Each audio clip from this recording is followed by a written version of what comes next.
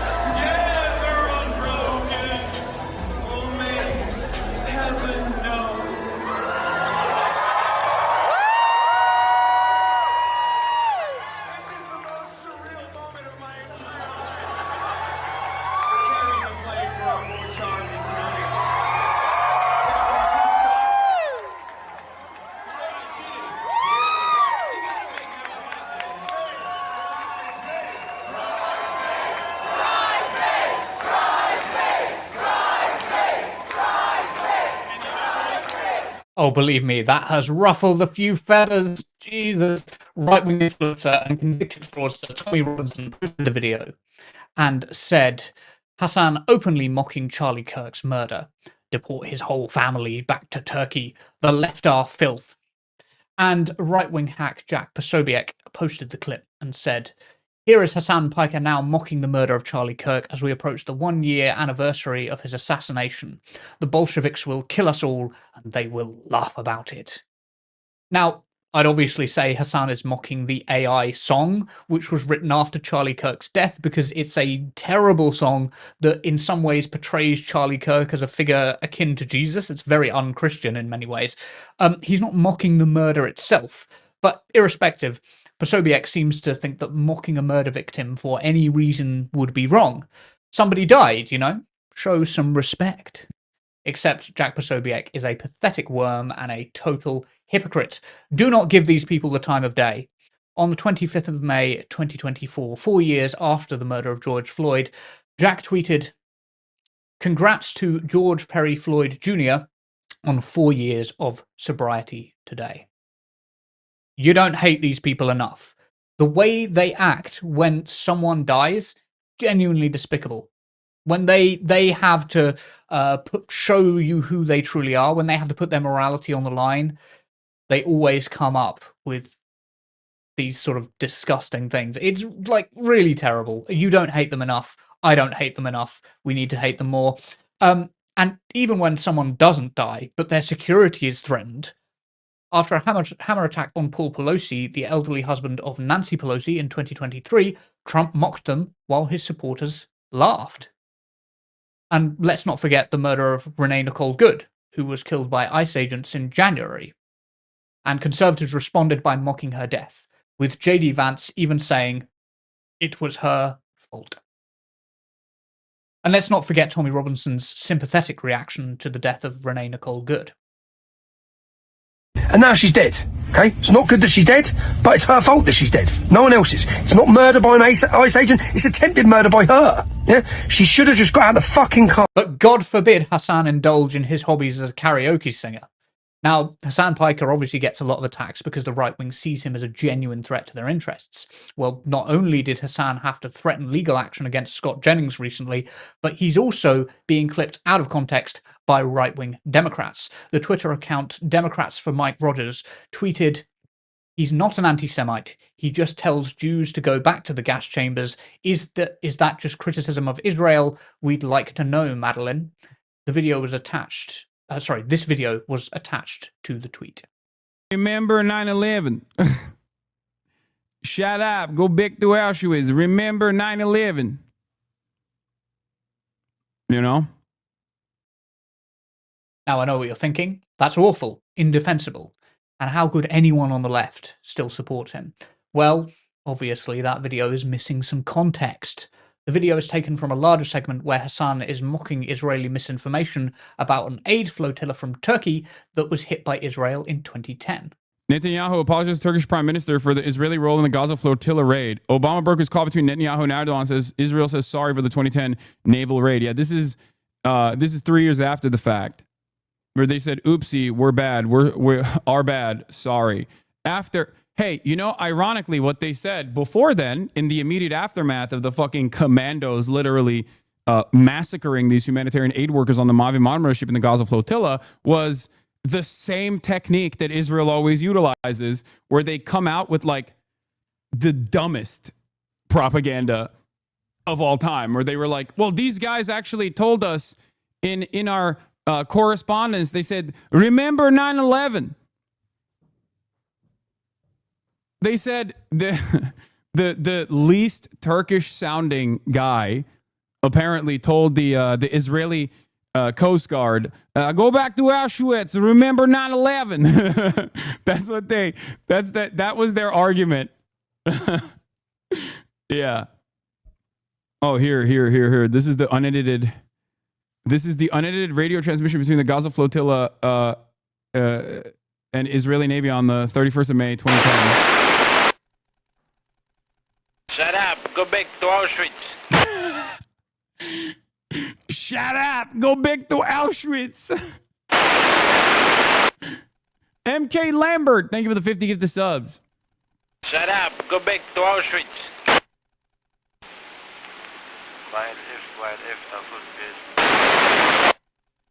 Yeah. Remember 9/11.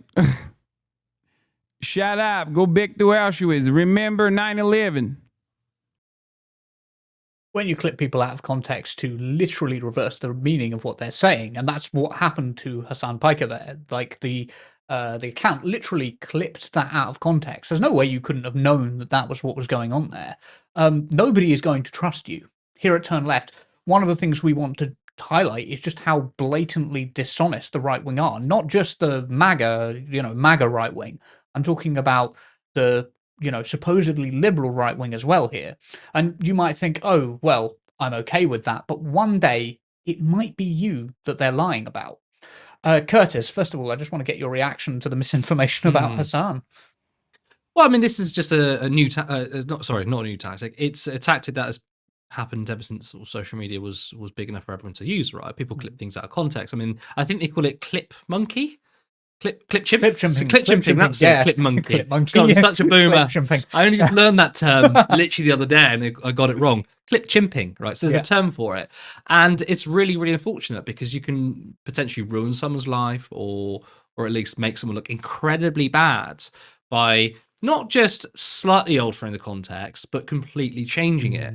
Aaron Bastani was... I knew you were going to bring this up. I was going to bring it up. Well, you were going to bring it up, so I beat you to it. Aaron Bastani was a victim of it. Of course, no matter how you feel about Aaron Bastani right now is irrelevant to what happened to him a couple of days ago. The Workers' Party of Britain, so this is not just a social media user, this is a registered political party, and clipped a video of Aaron Bastani. Was it back in 2014, 2015? And he made a video about Owen Smith and how Jeremy Corbyn was facing another leadership election. And the clip the Workers' Party of Britain shared was Aaron Bastani saying about Corbyn supporters, they're all misogynistic, they're all anti-Semitic, etc. And so that was used to say, this is what Aaron Bastani thought about Corbyn supporters back then.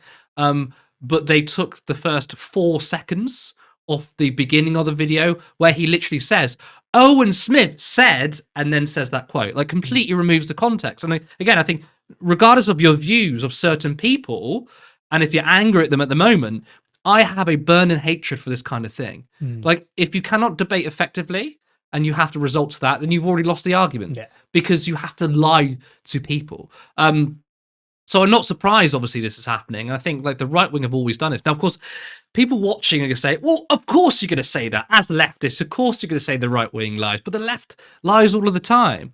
And I would welcome people to say, what what does the left lie about generally? I mean, sure, we all make mistakes now and again. I'm sure there's some people on the left who don't have much clout would lie about things, but do you see it on an industrial scale? Do you see AI generated ads from the Democrats in America about their opponents?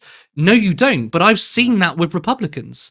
Do you hear okay, I'll give you another example. I'll give you a few examples, actually. The way in which Republicans talk about Democrats. That, Democrats are all communist. They called Obama a communist. I mean, Obama was a center-right corporate Democrat. He wouldn't even guarantee universal healthcare, but he's a communist.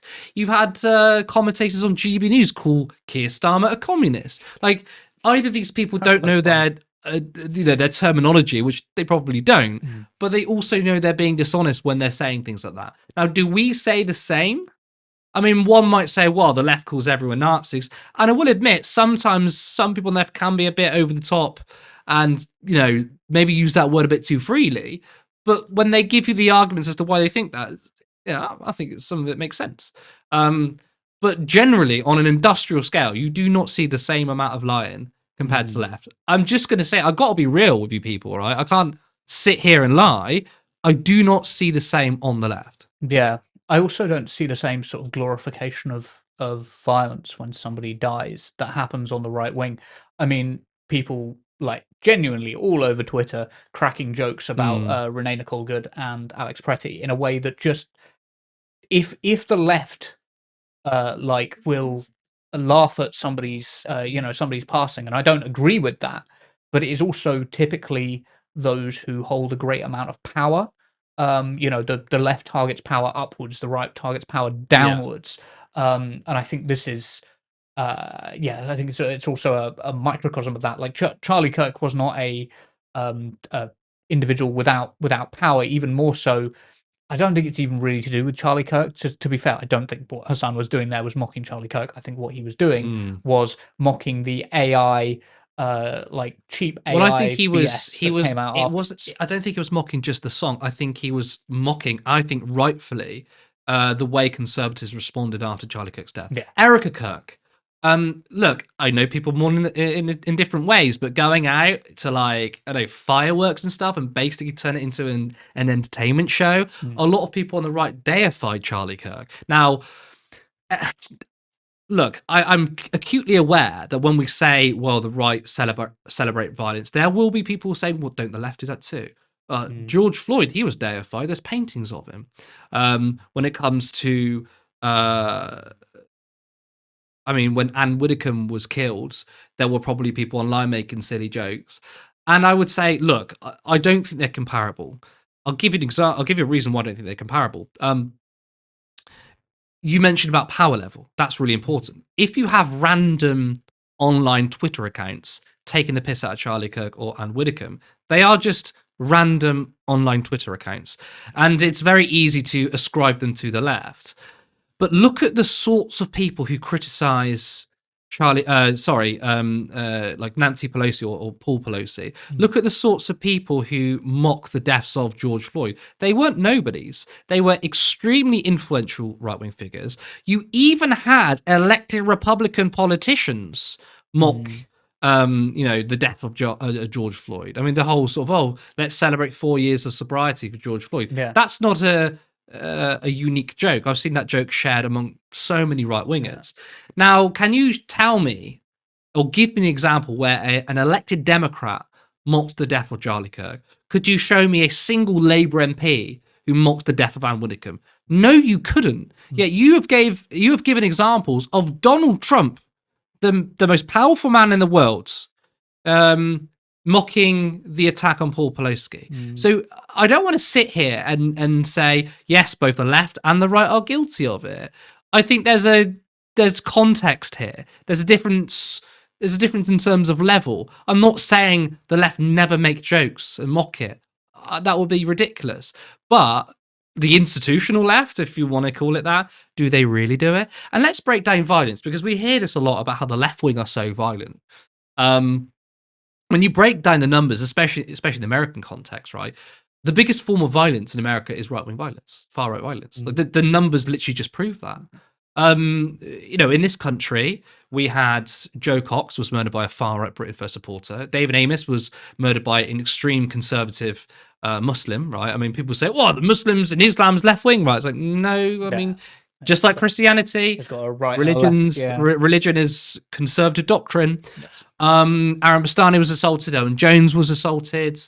And are we seeing the comparable level of violence? No, we're not. Can you use Twitter and online random accounts as a gauge to where violence actually falls? I don't think so. I mean, the left. How violent are the left really? I mean, we do knitting clubs. Back in the day, what were the women's suffrage movement doing? They were bombing buildings, in which, by the way, liberals now bring them up as heroes, but they would be appalled by them back in the day. Yeah. No, you're absolutely right. I think it's worth bearing in mind that we'll get to this later, but a random person in the Green Party can put forward a policy proposal, and it will make national news, and yet here's Jack Posobiec, who mocked the death of George Floyd, barely heard anything about it, and he's got 3.4 million or 4.3 million followers on X. Well, not a small account. Let's talk about Jason Arde. Julie Hartley Brewer quite literally mocked his death days after he dies. Where was the outrage?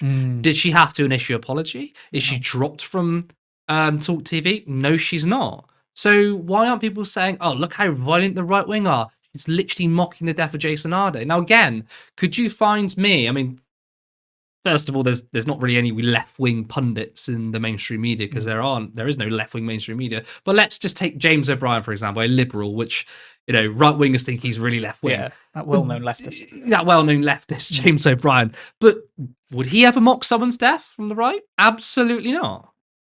So it's not comparable. Yeah, I think part of it comes down to the left views crime as, you commit the crime and that is the offensive thing, right? The right doesn't view crimes and it doesn't view violations of morality in the same way. The right views violations of morality as you are doing this and you are part of X group, so therefore it's bad. But when somebody who is part of my in-group does it, whether that's like, a white person does it and therefore it's less bad than when Hasan Piker does it. There's examples with Jason Arde, a white professor doesn't receive anywhere near the amount of scrutiny because the crime isn't plagiarism. Not that the plagiarism was proven, by the way. That's still, even the things like the marathon runs, they were proven to be correct. Proven to be correct eventually. But it's not for the right wing. It's not about that. It's about their identity plus that. Right, it's the in and out group, right? It's not about the crime itself. It's about the people they're talking about. Exactly. Yes.